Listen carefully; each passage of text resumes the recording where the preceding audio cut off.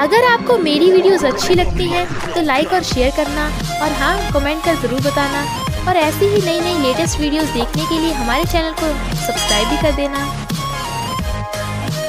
Story के starting में हम देखते हैं एक लड़की की स्कूटी से टक्कर होने वाली थी। तभी एक सूट बूट वाला लड़का आकर उसे बचा लेता है। फिर हमें पता चलता है कि जियांग हमारी फीमेल लीड है जो अनाथ है, पर फिलहाल वो कैफे में जॉब करती है। पर एक आदमी सीक्रेटली गर्ल्स की फोटो खींच रहा था। जियांग कैफे ओनर को बताती है, बट उस आदमी के फोन में फोटोज मिलती नहीं। तो वो आदमी झूठा आरोप बोल के जियांग के थपड़ा मारने वाला था, बट तभी मिस्टर ही उसके आगे आ जाता है और थपड़ा उसके लग गया था। फिर वो फोन में फोटोज दिखा देता है।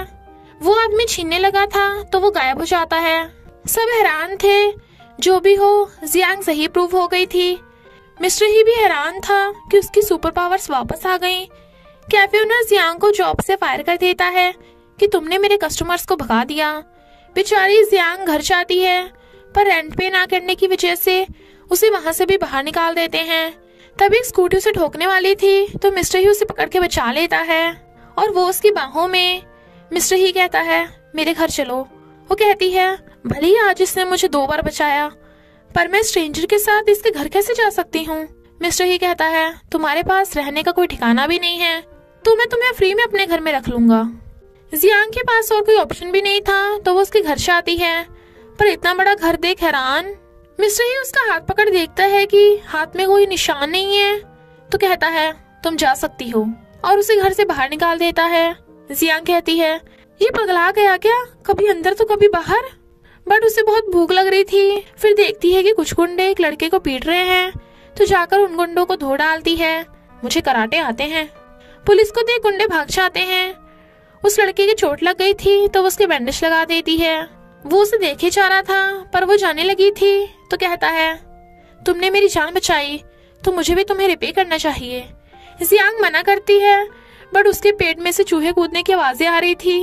एक लेडी के पास स्वीट पोटैटो देख वो जादू से स्वीट पोटैटो ले आता है। जियांग तो एकदम हैरान थी और वो खाते हुए कहता है, ये कितने टेस्टी हैं। जियांग सोचती है, लगता है इस बेचारे को स्वीट पोटैटो नहीं मिलते। वो पूछता है, हम दोनों अब साथ में टेस्टी खाना खाएंगे, तुम कहाँ रहती हो। वो बताती है कि मैं बेघर हूँ, तो कहता है, मेरे घर चलो। जियांग हैरान, और वो उसे वहीं ले आता है जहाँ पे मिस्टर ही ने जियांग को बाहर निकाला था, और वो दोनों एक दूसरे को देख हैरान। टैंग कहता है, ब्रो, जियांग अब हमारे साथ रहेगी। जियांग हैरान थी। मिस्टर ही मना करता है कि हमें जल्दी तुम्हारी फियांसे को ढूंढना होगा, वरना हम यहीं फंस जाएंगे। टैन कहता है, जियांग ने मेरी जान बचाई, क्या पता वही मेरी फियांसे हो। मिस्टर ही कहता है, नहीं, उसके हाथ पे कोई निशान नहीं है। जियांग सब सुन रही थी और अपने हाथ को देखने लगी थी, बट मिस्टर ही उसे पकड़ लेता है। तुम यहाँ खड़ी हमारी बातें क्यों सुन रही हो। वो कुछ बोल नहीं पाती, तो टैन बताता है कि हम फ्यूचर से आए हैं। मिस्टर ही, जो मेरा भाई है उसमें बहुत सारी सुपर पावर्स हैं, इसलिए वो मेरे साथ मेरी फियांसे को ढूंढने आया जिसके हाथ पे एक निशान होगा। जियांग को यकीन नहीं आता कि फ्यूचर के लोगों के पास सुपर पावर्स होगी, इसलिए टैन मिस्टर ही को पावर्स दिखाने को कहता है। तो मिस्टर ही एक जगह से दूसरी जगह गायब हो जाता है। जियांग की तो हवा संड हो गई थी। टैन बताता है कि मुझे शादी करने में कोई इंटरेस्ट नहीं है, मैं तो बस यहाँ का टेस्टी खाना खाने आया हूँ। इनफैक्ट टैन के पास फूड वाली पावर्स हैं। जियांग कहती है, माना कि तुम फ्यूचर में बहुत अमीर हो, पर क्या फ्यूचर के पैसे इस टाइम में भी चलते हैं, तो तुम्हारे पास इतना बड़ा घर कैसे। मिस्टर ही कहता है, पर डायमंड्स तो हर टाइम में चलते हैं। जियांग तो डायमंड्स देख हैरान, and she was like so rich. Mister he Jiang को घर से जाने को बोल रहा था, पर टैन कहता है, ये मेरी फ्रेंड है तो यहीं रहेगी। जियांग कहती है, मैं यहाँ फ्री में नहीं रहूंगी, मैं खाना बनाऊंगी। जब वो किचन में प्लेट्स उतारने की कोशिश कर रही थी तो प्लेट्स उस पे गिरने वाली थी, बट मिस्टर ही जादू से आकर प्लेट पकड़ लेता है और कहता है, तुमसे खुद का ध्यान तो रखा नहीं चाहता, काम क्या खाक करोगी, तुम इस घर को अफोर्ड नहीं कर पाओगी। जियांग गुस्से में और बहुत सारी डिशेस बना देती है। टैन खाने लगा था तो उसे मार देती है कि हमें मिस्टर ही का वेट करना चाहिए, बट वो कहता है, वो नहीं आने वाला। और फिर दोनों मजे से खा रहे थे तो मिस्टर ही उन्हें देख रहा था। वो मिस्टर ही को मैसेज कर बुलाती है।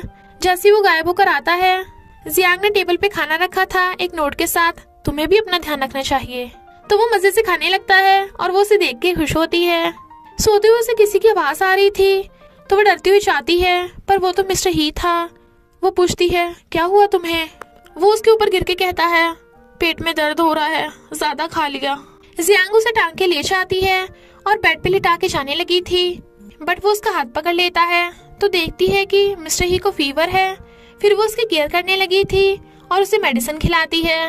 रात में वो उसी की केयर करते करते उसके पास सो गई थी। तभी हम देखते हैं जियांग के हाथ पे एक निशान चमक रहा है।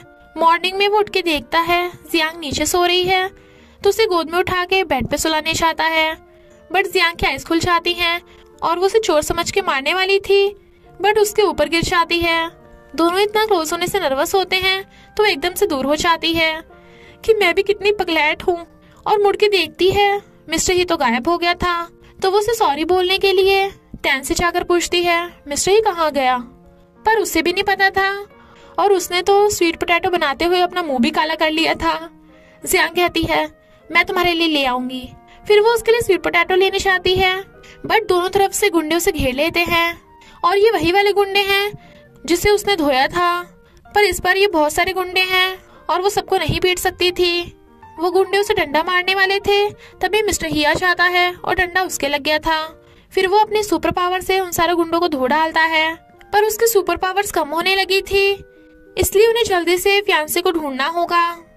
मिस्टर ही और टैन उसे ढूंढने जाने लगे थे तो जियांग कहती है तुम अगर एक एक करके हाथ पे निशान वाली लड़की को ढूंढोगे तो बहुत टाइम लगेगा, इसलिए मेरे पास एक बढ़िया प्लान है।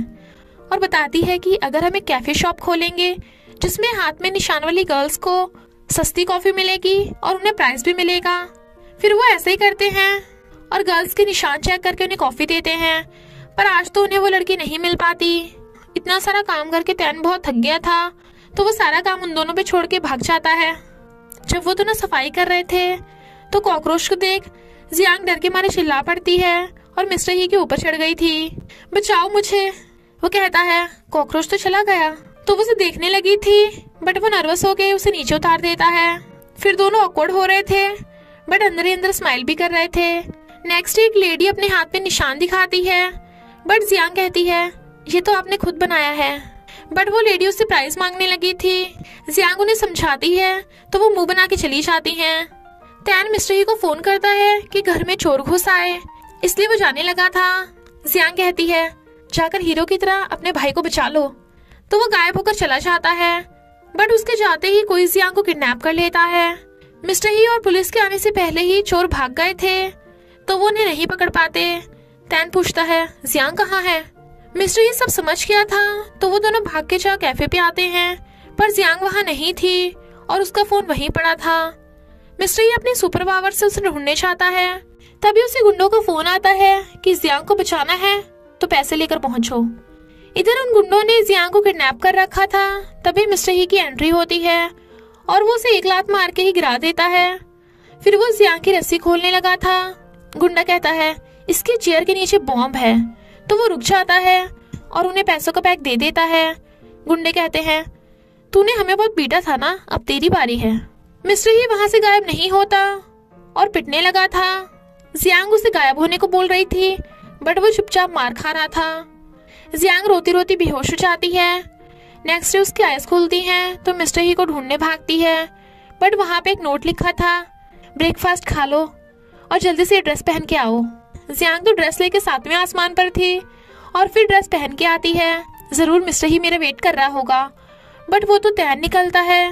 वो हैरान थी तो टैन कहता है तुम ही मेरी फियांसे हो, तुम्हारे हाथ पे वो निशान है। मुझे तो स्टार्टिंग से तुम पसंद थी, तब मैं सोचता था काश वो तुम ही हो, और गॉड ने मेरी सुन ली। बट जियांग भाग जाती है। इनफैक्ट जब गुंडे मिस्टर ही को मार रहे थे तो जियांग के हाथ पे वो निशान चमक रहा था, तो मिस्टर ही उसे गोद में उठाकर कहता है यानी तुम ही फियांसे हो।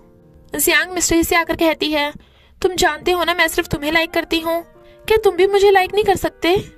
मिस्टर ही कहता है तुम्हें अपने बर्थडे पे टैन के साथ होना चाहिए। जियांग रोती हुई चली जाती है, बट वो सोचता है मैं तुम्हें लव करता हूँ पर बता नहीं सकता।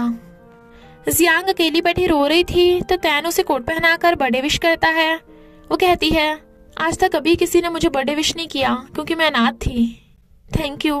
बट टैन जादू से केक भी ले आता है और कहता है तुम जो भी विश मांगोगी वो पूरी हो जाएगी। जियांग विश मांगती है कि वो हमेशा के लिए मिस्टर ही के साथ रहना चाहती है। टैन सब सुन रहा था और तभी स्काई से एक बड़ा सा स्टार चमकता है और पता चलता है कि जियांग टैन की नहीं मिस्टर ही की फियांसे है। तो टैन जियांग को गुड बाय करके चला जाता है क्योंकि अब वो अच्छे फ्रेंड्स हैं और मिस्टर ही को वहीं छोड़ जाता है ताकि वो जियांग के साथ हमेशा के लिए रह सके। मिस्टर ही जियांग को आई लव यू बोल देता है और दोनों खुशी खुशी साथ रहने लगते हैं। इसी हैप्पी एंडिंग के साथ इस स्टोरी का एंड हो जाता है। तो बस थोड़ा सा इंतजार करना, फिर मिलेंगे एक न्यू स्टोरी के साथ।